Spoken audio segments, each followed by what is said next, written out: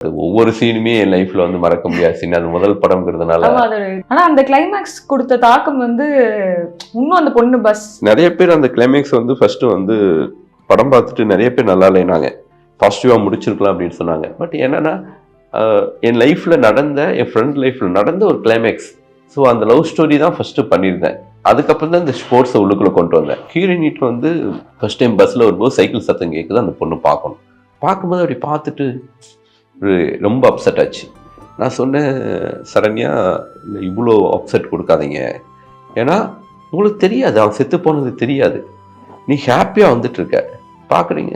கொஞ்சம் கொஞ்சமாக லாஸ்ட் ஷாட்டை நீங்கள் ஃபஸ்ட்டு ஷாட்லேயே கொடுக்குறீங்க. 7 ஷாட் இதுக்குள்ளே இருக்குது.